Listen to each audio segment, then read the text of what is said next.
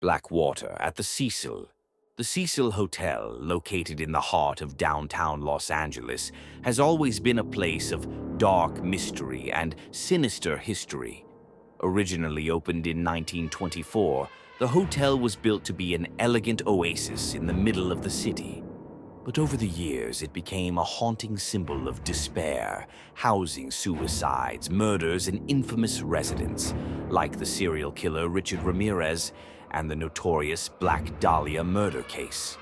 But no story has loomed larger in the hotel's unsettling history than the death of Elisa Lam. Elisa Lam, a 21-year-old Canadian student, checked into the Cecil Hotel in January of 2013. A few days later, she was found dead in one of the hotel's rooftop water tanks, her body floating in the stagnant water. The circumstances surrounding her death remain shrouded in mystery. In the days leading up to her death, disturbing footage of Elisa inside the hotel's elevator surfaced. In it, she's seen pressing random buttons, looking in all directions, as if she's being pursued by something unseen. The video ends abruptly, and she disappears without a trace. The case became a media sensation, sparking endless theories and conspiracy theories. Was Elisa's death the result of a mental health crisis, or was something far darker at play? Whatever the answer, one thing was clear. Elisa Lam's spirit seemed to linger in the Cecil Hotel, her final moments haunting the halls, the elevator, and especially the water tank where her body was found.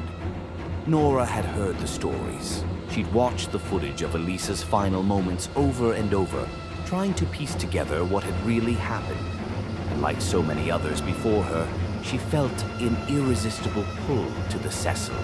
As an urban explorer and paranormal investigator, Nora was drawn to places like the Cecil Hotel, locations steeped in tragedy, where the lines between the living and the dead blur into something terrifying. Nora arrived at the Cecil one dreary afternoon, a camera in hand and a sense of foreboding weighing on her chest. She'd secured permission to film inside the hotel, but she knew this wouldn't be an ordinary investigation. The hotel's reputation preceded it, and the stories of strange happenings had only grown with time. She was there to uncover the truth, whether she was ready for it or not. As she walked through the grand but decaying lobby, Nora felt as if the hotel was alive. Its walls, its floors, its very air seemed to pulse with energy. The faded carpets, the chipped paint, the flickering lights all seemed to whisper the secrets of the souls that had passed through here. Nora began filming, moving through the hallways as her footsteps echoed eerily in the stillness.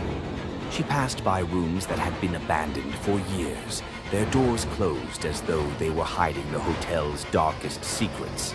Some of the rooms, she knew, had once been home to the worst of society's outcasts. Drug addicts, criminals, and the mentally ill. It wasn't long before she encountered the first strange occurrence. While filming the stairwell near the elevator, Nora felt a sudden cold chill wash over her. Her breath misted in front of her as the temperature dropped sharply. She shivered and glanced over her shoulder, but no one was there. The hairs on the back of her neck stood up. She quickly moved on, though she couldn't shake the feeling that she wasn't alone. Nora had spent hours roaming the hotel, taking in its atmosphere, its history, and its overwhelming sense of dread. As evening fell, she made her way to the rooftop, where Elisa Lam's body had been found in the water tank. The rooftop felt like the heart of the hotel's darkness, and Nora's footsteps seemed to grow heavier with each step she took. She reached the small maintenance door leading to the water tank room. It creaked open, revealing the shadowy interior. Nora flicked on her flashlight, and the beam illuminated a rusted ladder leading up to the large metal tank. The air was thick with dust, and the smell of mildew hung in the air. She felt a deep unease in her gut, as though something was wrong, something she couldn't quite explain. Nora hesitated before stepping inside, the door closing behind her with an ominous thud. She panned the camera across the room, capturing the grim surroundings. The water tank loomed in the center of the room, its surface covered in grime and algae. The eerie silence felt suffocating, and Nora couldn't help but wonder how many others had been in this very room before her. How many had died, or disappeared, or simply vanished without a trace. She approached the water tank cautiously, filming the dark interior.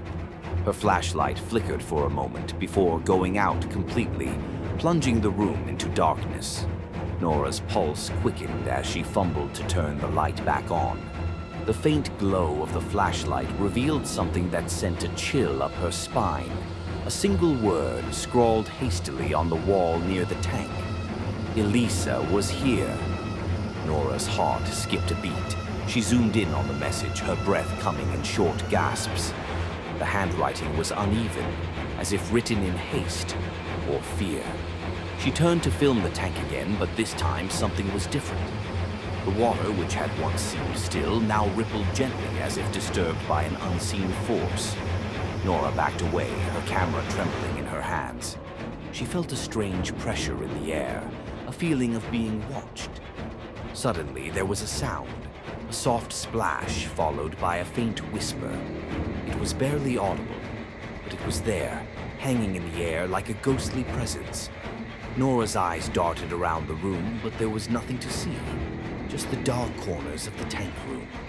The whispering grew louder, and Nora felt a cold hand brush against the back of her neck.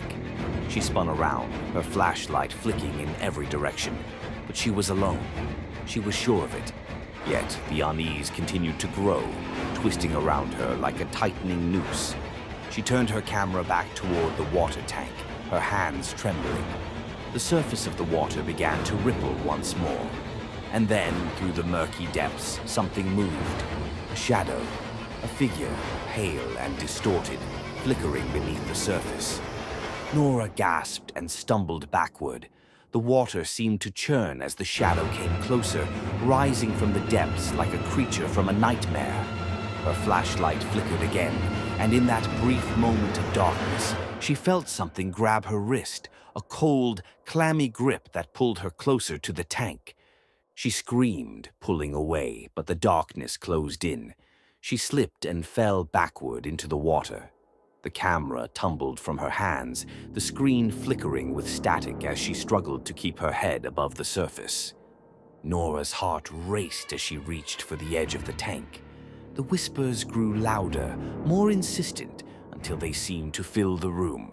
Her breath came in gasps, and her vision blurred. Something was dragging her down. Something was pulling her into the depths. The camera continued to capture the chaos, but the lens was now half submerged in water. The last thing visible on the screen was Nora's hand, reaching desperately toward the edge. Her fingers brushed the metal just inches away, but the water rushed over her. And then everything went black. The camera fell silent, but in the stillness, there was a faint, muffled sound, a scratching noise, slow and deliberate, like something trying to climb its way out from beneath the water. The silence grew heavier, suffocating. Then, just before the screen cut out completely, there was a sound, barely audible but unmistakable, a whisper from the dark, from the depths, a single word, Elisa.